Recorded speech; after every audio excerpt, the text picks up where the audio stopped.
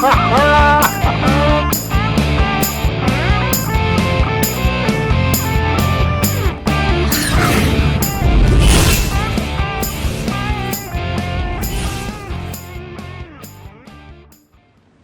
whoever you are, wherever you are, whatever you're doing, and whoever you're lucky enough to be doing it to, it's a sunny Sunday in Sydney, so I'm going to be lucky enough to doing it to, with, and by my family.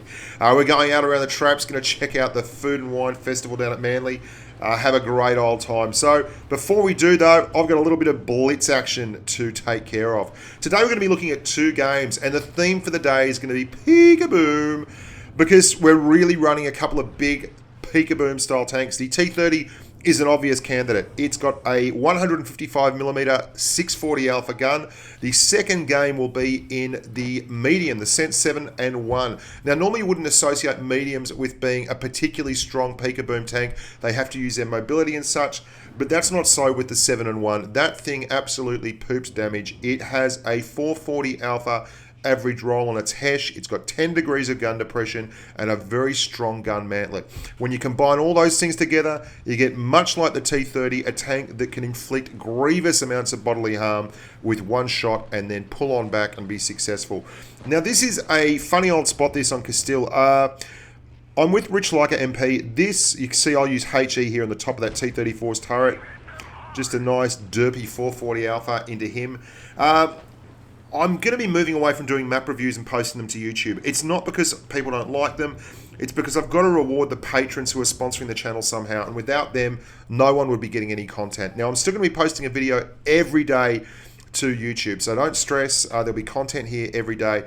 But on bushkaonblitz.com, the new website that we've just launched, there will be a patron-only section that will be featuring things like map reviews and the like, and special snippets for those guys, which we'll be uploading the video to there. So if you're interested in being involved in that, please kick along and be thankful to those humans that do support the channel. Otherwise, there would be no content for anyone whatsoever. Onwards and upwards, though, you can see there, this is a bit of a different map for me in the T30. Usually on most maps, the 30 can get up close and personal and bash people. The turret is fantastic. It's so strong. You can really push it in people's faces, unleash 155mm at close quarters, and then, you know, basically back off. Castile's not like that. Unless you're really, really risk hungry and like embracing the risk, you're going to find that there's a lot of spots you just can't use. And you can see they are waiting there for me to pop in the T30. But with the gun depression and the strong turret, it's very, very hard to get shots on the lower glaciers over hills like that. And we're protected when we pull back here, completely protected, in fact. Now, we've been shooting pretty poorly at this T54, and we're going to keep that up because he stops and we completely miss. The sound's gone on this file, by the way. I don't know where it is. And I'm just dying here at 3.5 rounds a minute, hoping to get one into his date and finish him completely. But that's not going to be the case. So we've just got to settle for a good old AP round, and we get a very, very good roll of 700. Now, the alpha on the T30 is 640. Anything under 600 is just about a guaranteed one-shot. 640 is a pretty common occurrence. So there's a T34 down there on my left who is going to be a one-shot for me. I'm going to mosey on down the hill. And this is why I love turreted TDs. You can set this shot up so easily without really exposing yourself too much. You're going to see he's a T34. It's basically the same tank with just a massive big gun on this thing. And we don't have to drive far at all. Straight through the side of his turret, and then we're going to blow engine boost at the top again because Rich is getting pushed on really hard. Now, Peek-a-Boom, the essence of good Peek-a-Boom play, and it's something that you should really be instilling in all your gameplay, is you don't come out until you've got one in the pipe.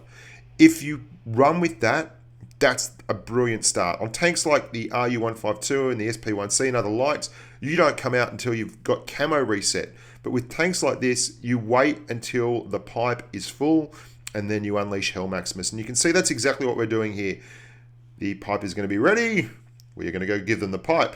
And I don't mean that in a rude and nasty way. So that's 3 one-shot kills. You've got to love that alpha. 640, use it accordingly. And the game is such that 3.5 rounds a minute isn't going to kill you.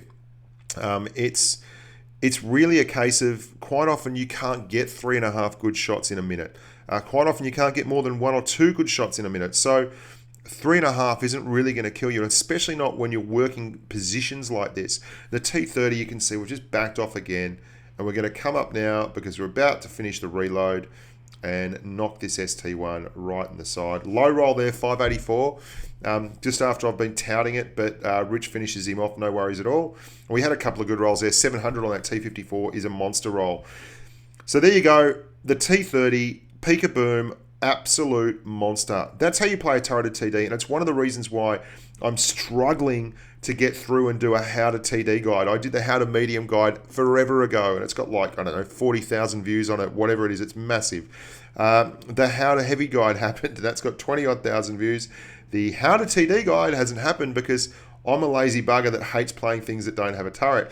So I've got to get past that issue and move back onwards and upwards. But what I do like about this, you saw the 440 alpha we pumped on the T34 by just dropping that on the top of his turret before. This E75 is doing the right thing. He's side scraping, but he has only got 125 hit points, which with a 640 alpha 155mm gun is not enough. We load the HE up and let hell fly, and that's the end of him. So the Reds did a decent job. Just we had a very, very good 1-2 game going there between me and Rich, and a little bit of patience. 8,000 damage in the platoon there really carried the day. Now, you can't talk peek-a-boom in the mediums without talking about this little number here, the cent 7-1. Indeed, it might look like a bit of a watermelon with stripes, but it is a fat, fantastic machine of justice and death. The L7A1 cannon is just beautiful. It's so accurate, great aim time. It recently got a buff to 6.12 rounds a minute. But the key is the HESH. The HESH rounds do about 200mm a pen and have a 440 average alpha roll.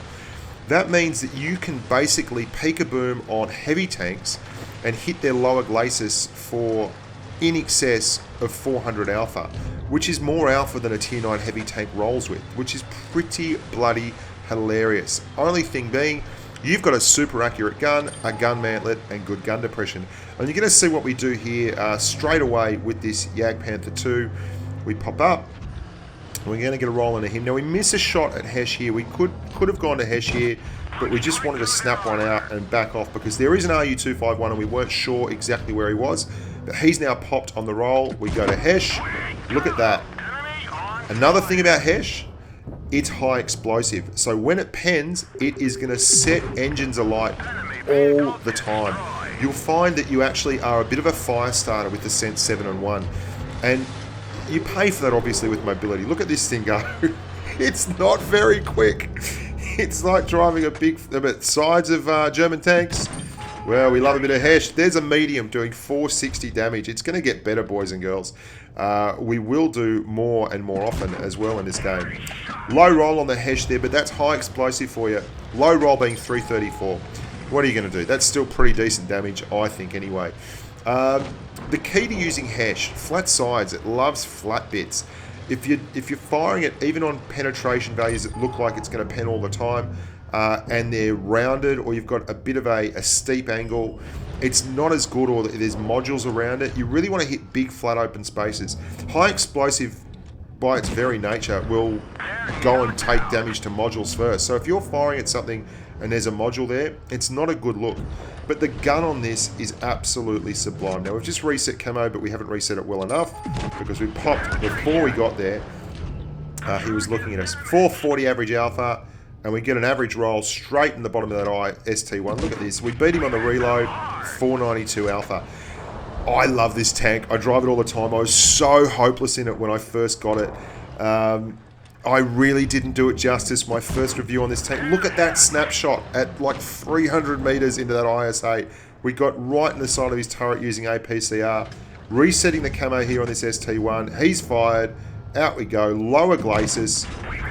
No worries whatsoever. HESH you up.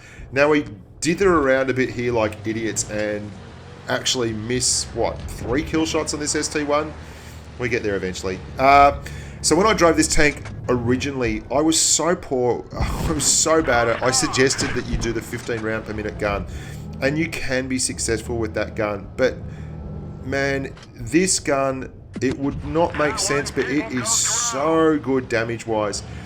These days, I can knock out 3k damage games in this all the time. And it just doesn't even blink an eyelid. It is so strong damage-wise because your alpha, your peekaboo, you've got 6.12 rounds per minute with 440 alpha. If you can use HESH in situations, you're up around 2700 without doing any special calculations whatsoever. That's without including gun ram events, masteries, extra little bits from perks and such, and you'll be fine and dandy. You've seen here, the other thing that HESH loves, it's got 200 millimeters, but your high explosive, your cheap HESH, which is, I used to use an awful lot against tier 7 tanks, was just hilarious. I'm lighting cheap HESH here for the RU that's left. And then I've said stuff it. I'll just go gold because I don't care. Cheap HESH is still over 100 millimeters of penetration on your high explosive. So it would have been more than enough to pen this RU, but we're just lazy. And now they're both one shot, so we're going to APCR to ensure that we go straight through. Thank you very much. There's 4 on him, and Rich finishes off the poor old IS-6. I love this tank. I really do. It's a refined finesse tank at times. You've got to reset your camo, but it's a peekaboom deluxe. I mean, it really, really does the business. And if you haven't gone up the British line yet, the Comet, the Cent 7 and 1, and the Cromwell 2, they're absolutely outstanding tanks. The 4202 is a good tank at X, but its turret is horrific, and it really lets it down. The HESH is just as much fun, but at X you're going to run into some very tough customers, and that turret will be penned by all and sundry. And the Cent 1, while I think it's a good tank and solid, it's not a keeper for me. It's like a 7 out of 10. The Cent 7 and 1, the Cent 7 and 1 for me is like a 9 out of 10. I adore it. So there you go, boys and girls. That's your Sunday bit of love and affection from Bushka on Blitz. Don't forget to check out the webpage, www.bushkaonblitz.com. Any and all questions can be forwarded through on the Facebook page or Twitter or the YouTube comment channel or in the comments section of Bushka on Blitz. My God, I've got social media coming out of every single ear hole and eye hole and eyeball and nose and everything. It's all happening. Love you all. You're fantastic human beings, and stay safe on the battlefield.